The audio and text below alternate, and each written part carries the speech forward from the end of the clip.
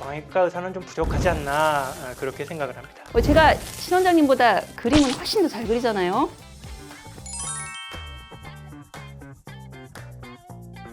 네, 가슴 축소 수술에 대해 여러분들이 가장 고민하셨을 주제를 가지고 왔습니다. 바로 가슴 축소 수술, 유방외과와 성형외과 과연 둘 중에 어디서 받아야 되나요?입니다. 그럼 오늘은 이 문제를 속 시원하게 풀어주실 두 분, 맘스외과 성형외과의 유방외과 전문의 배진애 원장님과 성형외과 전문의 신수산 원장님, 이 두 분을 모셨습니다. 안녕하세요. 안녕하세요. 배 원장님, 우리가 축소 수술을 고려했을 때 유방외과 전문의의 강점은 무엇일까요? 네, 저희는 유방을 구조적 기능적으로 접근한다는 강점이 있습니다. 여성의 가슴은 단순히 피부와 지방으로만 되어 있지 않고요. 폐부 구조의 분포가 다양하고 그물망처럼 얽혀 있습니다. 사실 많은 병원에서 유방 축소 수술을 하기 전에 엑스레이 검사와 초음파 검사를 하지 않죠. 지방형이냐 유선형이냐, 유선 밀도가 어디가 가장 높은지, 혈관의 분포는 또 어떠한지, 이러한 정보에 따라 수술 방법을 달리 선택해야 합니다. 왜 집 지을 때도 도배나 페인트질 같은 외부 장식보다 골조랑 배관 같은 내부 설계가 더 중요하잖아요.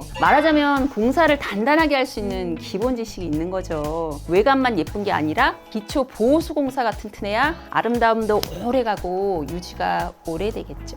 이 성형외과의 차이점을 물으시는 분들이 또 굉장히 많이 계세요. 성형외과와 유방외과의 가장 큰 차이점은 유방을 바라보는 시선의 차이가 아닐까 합니다. 성형외과는 외부에서 본 시각 정보를 중심으로 내부로 접근하는 반면에 유방외과는 유방 내부에 대한 자료를 통해서 밖으로 드러난 가슴의 모양을 바라본다고 할 수 있죠. 축소 수술 후에도 단순히 자리 잡은 모양에 만족함으로써 모든 과정이 끝나는 것이 아닌데요. 수술 후 생기는 가슴 구조의 변화와 새롭게 발생할 수 있는 질환, 이런 것들을 면밀히 모니터링 해 나가는 것이 치료 과정에서 매우 중요합니다. 이런 점에서 수술뿐만 아니라 수술 전후의 진단과 검사, 처치, 이 모두를 함께 할 수 있는 유방외과에서 축소 수술을 해야 한다고 생각합니다. 네.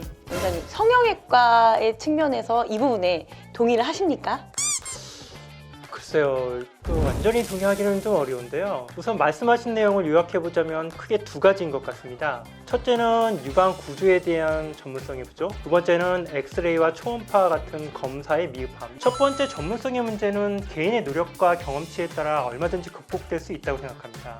가슴 축소 수술 분야의 선구자 내지는 리딩 닥터들을 살펴보자면 외과나 유방외과 의사보다는 성형외과 의사가 더 많다는 사실이 이를 입증해준다고 할 수 있습니다. 두 번째로 지적하신 부분은 성형외과에서 진단 검사를 활용하지 않는다는 점인데요. 이 점에 있어서는 유방외과 의사에 비해서 뒤처지는 게 사실이긴 합니다. 하지만 현재 많은 보완이 이루어지고 있는 과정이 있다고 생각하고요. 물론 유방 촬영술이나 초음파 등을 활용한 검사에서 성형외과 의사가 유방외과 의사보다 뛰어나다고까지야 말할 수는 없겠지만 점점 더 많은 성형외과 의사들이 초음파와 관련된 술기에 관심을 보이고 있습니다. 현재도 경과 관찰이나 시술 등에서 초음파를 적극적으로 활용하시는 성형외과 의사들도 꽤 많은 것으로 알고 있고요.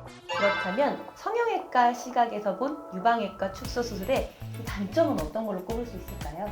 저는 보이지 않는 부분보다는 오히려 밖으로 드러나는 부분이 더 중요하다는 입장입니다. 사실 축소 수술을 받는 데 있어서 목이나 어깨, 이런 통증 같은 보이지 않는 증상도 중요하겠지만 가장 중요한 원인은 뭐니 해도 이 외적인 모양이라고 할 수 있는데요. 따라서 이런 미적인 면에 기준을 두고 디자인을 하고 모양을 만드는 것이 축소 수술에 있어서 중요한 부분이라고 생각합니다. 이런 부분에서는 성형외과가 심미적인 관점에서 더 특화되어 있다고 생각하고요. 또 가슴의 모양이라는 것은 몸통의 굴곡과도 연관이 있기 때문에 겨드랑이나 가슴 옆, 아래 이런 부위의 형태나 라인도 함께 고려해야 하는 경우가 많습니다. 이렇게 전체적인 밸런스를 중시한다는 점에 있어서는 유방외과 의사는 좀 부족하지 않나 그렇게 생각을 합니다. 배 원장님, 어떻게 생각하시나요? 저는 성형외과 의사가 심미적인 안목이 더 뛰어나다는 의견에는 절대 동의할 수가 없습니다. 어느 정도 훈련을 통해서 평균적인 수준에는 도달할 수 있는데 재능이나 미적 감각은 저는 타고나는 거라고 생각합니다. 이 문제는 과 선택이 중요한 게 아니라 순전히 각 개인의 소양 문제가 아닌가 싶네요. 제가 신 원장님보다 그림은 훨씬 더 잘 그리잖아요.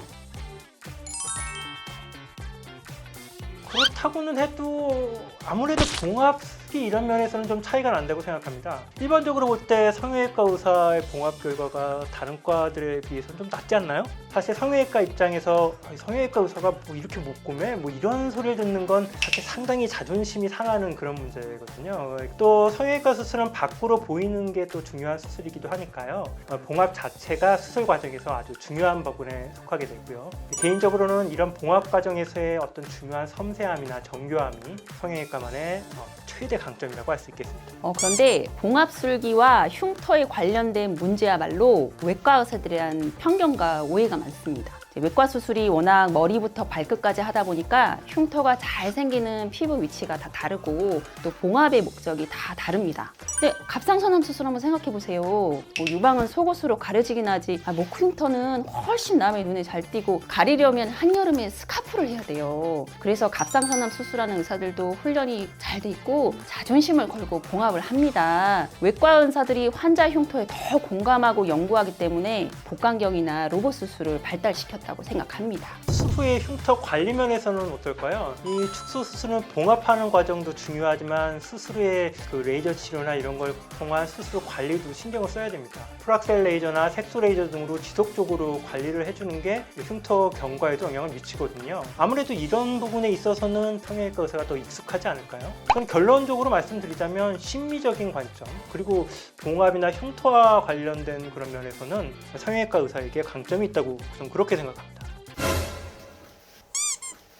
열기가 너무 뜨겁습니다. 네, 제가 들어보니까 유방외과만의 장점도 있고요. 또 성형외과만의 장점도 각각 있는 것 같은데요. 그래서 이 두 분이 협업하셔서 수술을 하시는 게 아니겠어요? 두 분이 앞으로 잘 화합을 하셔서 이 축소 수술을 받으시는 분들께 2배 더, 3배 더 만족스러운 수술 결과를 드리면 좋겠습니다. 자, 이제 두 분 서로 친해지시기 바랍니다. 자, 네네네. 네. 오늘 영상이 여러분들의 가슴 축소에 관한 호기심과 궁금증을 많이 풀어드렸을 거라 생각합니다. 지금까지 가슴 고민의 해결사 맘스외과 성형외과였습니다.